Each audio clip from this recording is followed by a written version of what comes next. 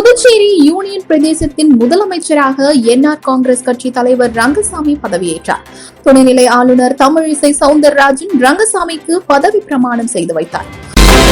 புதுவை மாநிலத்தில் கொரோனா தொற்றை கட்டுப்படுத்தும் விதமாக பாண்லே மூலம் கூடுதலாக பொதுமக்களுக்கு மலிவு விலையில் முகக்கவசம், கிருமி நாசினி வழங்கும் ஏற்பாடு செய்யப்பட்டு வருகிறது. புதுச்சேரி யூனியன் பிரதேசத்தின் முதலமைச்சராக என்ஆர் காங்கிரஸ் கட்சி தலைவர் ரங்கசாமி பதவியேற்றார். துணைநிலை ஆளுநர் தமிழிசை சவுந்தரராஜன் ரங்கசாமிக்கு பதவி பிரமாணம் செய்து வைத்தார். 30 தொகுதிகளை கொண்ட புதுச்சேரி யூனியன் பிரதேசத்தின் 15வது சட்டப்பேரவைக்கான தேர்தல் கடந்த ஏப்ரல் மாதம் நடைபெற்றது. தேர்தலில் தேசிய ஜனநாயக கூட்டணி 16 தொகுதிகளில் வெற்றி பெற்று ஆட்சியை கைப்பற்றியது. இதில் என்ஆர் காங்கிரஸ் 10 இடங்களிலும், பாஜக 6 இடங்களிலும் வெற்றி பெற்றது. இதையடுத்து இந்த கூட்டணியின் தலைவராக இருந்த என்ஆர் காங்கிரஸ் கட்சி தலைவர் ரங்கசாமியை தேர்ந்தெடுக்கப்பட்ட சட்டமன்ற உறுப்பினர்கள் 16 பேரும் ஒருமொத்தமாக சட்டமன்ற தலைவராக தேர்ந்தெடுத்தனர். இதனைத் தொடர்ந்து ஆட்சி அமைக்க உரிமை கோரும் கடிதத்தை கடந்த மே 3ஆம் தேதி துணைநிலை ஆளுநர் தமிழிசை சவுந்தரராஜனிடம் ரங்கசாமி வழங்கினார். இந்நிலையில் கொரோனா நோய் தொற்று காரணமாக புதுச்சேரி ஆளுநர் மாளிகையில் மிக எளிமையான முறையில் பதவியேற்பு விழா இன்று நடைபெற்றது. இந்த விழாவில் புதுச்சேரி யூனியன் பிரதேசத்தின் 15வது சட்டப்பேரவைக்கான முதலமைச்சர் பதவியை ரங்கசாமி ஏற்றார். துணைநிலை ஆளுநர் தமிழிசை சவுந்தரராஜன் ரங்கசாமிக்கு பதவி பிரமாணம் மற்றும் ரகசிய காப்பு பிரமாணம் செய்து வைத்தார். புதுச்சேரியில் 2001, 2006 காங்கிரஸ் ஆட்சியில் 2 முறை முதலமைச்சராக பதவி வகித்த ரங்கசாமி கருத்து வேறுபாடு காரணமாக காங்கிரஸில் இருந்து பிரிந்து 2011ஆம் ஆண்டு என்ஆர் காங்கிரஸ் என்ற பெயரில் புதிய கட்சி தொடங்கி 2 மாதத்தில் முதலமைச்சரானார். தொடர்ந்து தற்போது தேசிய ஜனநாயக கூட்டணி மூலம் மீண்டும் 4வது முறையாக முதலமைச்சராக ரங்கசாமி பதவியேற்றுள்ளது குறிப்பிடத்தக்கது. ரங்கசாமி ஆகஸ்ட் 4, 1950ஆம் ஆண்டு நடேசன், பாஞ்சாலி ஆகியோருக்கு மகனாக பிறந்தார். இவர் புதுச்சேரியில் உள்ள தாகூர் கலை கல்லூரியில் இளங்கலை படிப்பும் மற்றும் புதுச்சேரி டாக்டர் அம்பேத்கர் சட்ட கல்லூரியில் சட்டப்படிப்பும் படித்தார். மிகவும் எளிமையான முதலமைச்சர் என்று பெயர் பெற்ற இவர் முதலமைச்சரான பின்பும் 2 சக்கர வாகனத்தில் சட்டசபைக்கும் தொகுதிகளுக்கும் வந்தார். பள்ளி மாணவர்களுக்கு காலை சிற்றுண்டி திட்டம், காமராஜர் கல்வீடு கட்டும் திட்டம், சென்டாக் தேர்வு, மாணவர்களுக்கு மருத்துவ கல்வி வரை இலவச கல்வி திட்டம், படுக்கை அணைகளை அமைத்து புதுச்சேரியின் நீர் வளத்தை மேம்படுத்தியது ஆகியவை இவரது ஆட்சி காலத்தின் குறிப்பிடத்தகுந்த சாதனைகளாகும். புதுச்சேரியில் இன்று புதிதாக 1746 பேருக்கு கொரோனா வைரஸ் தொற்று உறுதி செய்யப்பட்டுள்ளது. மேலும் 19 பேர் சிகிச்சை பலனின்றி பலியாகியுள்ளனர். புதுச்சேரியில் தொற்று பரவல் வேகம் எடுத்துள்ளது. கடந்த சில நாட்களாக தினமும் 1000க்கும் மேற்பட்டவர்கள் பாதிக்கப்பட்டு வருகின்றனர். உயிரிழப்பவர்களின் எண்ணிக்கையும் 10ஐ தாண்டியே இருந்து வருகிறது. இதனால் மக்கள் செய்வதறியாமல் அச்சத்தில் உள்ளனர். இந்நிலையில் புதுச்சேரியில் இன்று புதிதாக 1746 பேருக்கு கொரோனா வைரஸ் தொற்று உறுதி செய்யப்பட்டுள்ளது. மேலும் 19 பேர் சிகிச்சை பலனின்றி உயிரிழந்துள்ளனர். இன்று மட்டும் 1079 பேர் சிகிச்சை முடிந்து வீடு திரும்பியுள்ளனர். இதனால் மொத்த பாதிப்பு எண்ணிக்கை 68,373ஆகவும் உயிரிழப்பு 920ஆகவும் உயர்ந்துள்ளது. இதுவரை 54,375 பேர் குணமடைந்துள்ளனர்.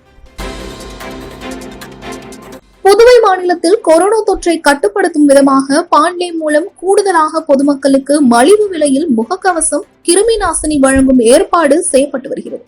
ஏழை எளிய மக்களின் வாழ்வாதாரத்தை கருத்தில் கொண்டு அரசின் கூட்டுறவு நிறுவனமான பாண்லே பாலகங்கள் மூலமாக ரூபாய் 1க்கு முகக்கவசம், ரூபாய் 10க்கு கிருமி நாசினியை மலிவு விலையில் வழங்க ஏற்பாடு செய்யப்பட்டு கடந்த மாதம் முதல் கட்டமாக 70 பாலகங்கள் மூலம் மலிவு விலையில் வழங்கும் பணி தொடங்கப்பட்டது. இது தொடர்பான சீராய்வு கூட்டம் வியாழக்கிழமை புதுவை ஆளுநர் மாளிகையில் துணைநிலை ஆளுநர் தமிழிசை சவுந்தரராஜன் தலைமையில் நடைபெற்றது. கூட்டத்தில் துணைநிலை ஆளுநரின் ஆலோசகர்கள் சந்திரமௌலி, மகேஸ்வரி, தலைமை செயலர் அஸ்வினி குமார், உள்ளாட்சித்துறை செயலர் வல்லவன், துணைநிலை ஆளுநரின் செயலர் அபிஜித் விஜய் சௌத்ரி, பாண்லே நிறுவனத்தின் மேலாண் இயக்குநர் சுதாகர் ஆகியோர் கலந்து கொண்டனர். இதில் புதுவையில் அனைத்து மக்களுக்கும் மலிவு விலையில் முகக்கவசம், கிருமி நாசினிகள் கிடைக்க பாண்லே நிறுவனம் கூடுதலாக முகக்கவசங்கள் மற்றும் கிருமி நாசினியை வாங்கவும், இதற்கு உள்ளாட்சித்துறை மூலம் நிதி வழங்கவும் கூட்டத்தில் ஆலோசனைகள் வழங்கி அறிவுறுத்தப்பட்டது. பாண்லே மூலம் இதுவரை புதுச்சேரியில் 86,000 முகக்கவசங்கள், 9,000 கிருமி நாசினி புட்டிகள் பொதுமக்களுக்கு விநியோகம் செய்யப்பட்டதாக கூட்டத்தில் தெரிவிக்கப்பட்டது. புதுவை தனியார் மருத்துவமனைகளில் கொரோனாவுக்கு சிகிச்சை அளிக்க சுகாதாரத்துறை அனுமதி அளித்தது. கொரோனா தொற்று பரவலை கட்டுப்படுத்தவும் கொரோனா நோயாளிகளுக்கு சிகிச்சை அளிக்கவும் அரசு பல்வேறு நடவடிக்கைகளை எடுத்து வருகிறது. இதன் ஒரு பகுதியாக புதுவையில் உள்ள தனியார் மருத்துவமனைகளில் கொரோனா நோயாளிகளுக்கு சிகிச்சை அளிக்க சுகாதாரத்துறை அனுமதி அளித்தது. இது தொடர்பாக சுகாதாரத்துறை இயக்குநர் மோகன்குமார் வெளியிட்ட செய்திக்குறிப்பு. தனியார் மருத்துவமனைகளில் கொரோனா நோயாளிகளை அனுமதிக்கவும் மத்திய சுகாதாரத்துறை அமைச்சகத்தின் வழிகாட்டுதலை பின்பற்றி சிகிச்சை அளிக்கவும் அனுமதி அளிக்கப்படுகிறது. இதற்கான கட்டணங்கள் ஏற்கனவே புதுச்சேரியில் உள்ள தனியார் மருத்துவக் கல்லூரிகளுக்கு சுட்டிக்காட்டியதை போன்றே இருக்கும் என அதில் தெரிவிக்கப்பட்டுள்ளது. தனியார் மருத்துவமனைகளில் கொரோனா நோயாளிகளின் குறைகளை நிவர்த்தி செய்ய 6 சிறப்பு மருத்துவர்கள் நியமிக்கப்பட்டனர். இதுகுறித்து சுகாதாரத்துறை செயலர் டி. அருண் வெளியிட்ட செய்திக்குறிப்பு. புதுவையில் கொரோனா தொற்று நாளுக்கு நாள் அதிகரித்து வரும் நிலையில் பாதிக்கப்பட்டவர்கள் இந்திரா காந்தி அரசு மருத்துவக் கல்லூரி மருத்துவமனையில், ஜிப்மர் மற்றும் தனியார் மருத்துவக் கல்லூரி மருத்துவமனைகளில் அனுமதிக்கப்பட்டு சிகிச்சை பெற்று வருகின்றனர். அவ்வாறு பாதிக்கப்பட்ட கொரோனா நோயாளிகள் ஆரம்ப சுகாதார நிலையங்கள், இந்திரா காந்தி அரசு மருத்துவக் கல்லூரியில் இருந்து தனியார் மருத்துவக் கல்லூரி மருத்துவமனைகளில் அனுமதிக்காக பரிந்துரைக்கப்பட்டு அனுப்பி வைக்கப்படுகின்றனர். இவர்களை முறையாக அனுமதித்து தேவையான சிகிச்சை பராமரிப்பு வழங்கப்படுகிறதா என்றும், குறைகள் இருந்தால் அவற்றை நிவர்த்தி செய்யவும் சுகாதாரத்துறை மூலம் அரசு 6 சிறப்பு மருத்துவர்களை குறைதீர் அதிகாரிகளாக நியமித்தது. இவர்கள் மருத்துவமனைகளில் அனுமதிக்கப்பட்டுள்ள நோயாளிகளை நேரில் சென்று குறைகளை கேட்டறிந்து அதற்கு தகுந்தபடி நடவடிக்கைகள் மேற்கொள்வர் என அதில் கூறப்பட்டுள்ளது. புதுச்சேரி 15வது சட்டப்பேரவையின் 20வது முதலமைச்சராக பதவியேற்றார் ரங்கசாமி. துணைநிலை ஆளுநர் தமிழிசை சவுந்தரராஜன் ரங்கசாமிக்கு பதவி பிரமாணம் செய்து வைத்தார். புதுச்சேரியில் நடந்து முடிந்த சட்டமன்ற தேர்தலில் 30 இடங்களில் 16 இடங்களை கைப்பற்றி என்ஆர் காங்கிரஸ் பாஜக கூட்டணி வெற்றி பெற்றதை அடுத்து 2 நாட்களுக்கு முன்பு என்ஆர் காங்கிரஸ் தலைவர் ரங்கசாமி மற்றும் வெற்றி பெற்ற பாஜக எம்எல்ஏக்கள் துணைநிலை ஆளுநரை சந்தித்து என்ஆர் காங்கிரஸ் தலைவர் ரங்கசாமியை தேசிய ஜனநாயக கூட்டணி சட்டமன்ற கட்சி தலைவராக ஏற்று ஆட்சி அமைக்க உரிமை கோரி கூட்டாக கடிதம் அளித்தனர். இதையடுத்து துணைநிலை ஆளுநர் தமிழிசை சவுந்தரராஜன் ரங்கசாமியை பதவியேற்க அழைப்பு விடுத்தார். அவர் எந்த தேதியில் பதவியேற்க விரும்புகிறாரோ அன்று பதவியேற்று வைக்கப்படும் என்று தெரிவித்திருந்தார். இதைத் தொடர்ந்து ஆளுநரை சந்தித்த என்ஆர் காங்கிரஸ் நிர்வாகிகள் வெள்ளிக்கிழமை பிற்பகல் 1 மணி அளவில் ரங்கசாமி முதலமைச்சராக பதவியேற்க விரும்புவதாக கடிதம் அளித்தனர். அதன்படி இன்று ஆளுநர் மாளிகையில் எளிய முறையில் பதவியேற்பு விழா நடந்தது. இதில் புதுச்சேரி 15வது சட்டப்பேரவையின் 20வது முதலமைச்சராக பதவியேற்றார் ரங்கசாமி. துணைநிலை ஆளுநர் தமிழிசை சவுந்தரராஜன் ரங்கசாமிக்கு பதவி பிரமாணம் செய்து வைத்தார்.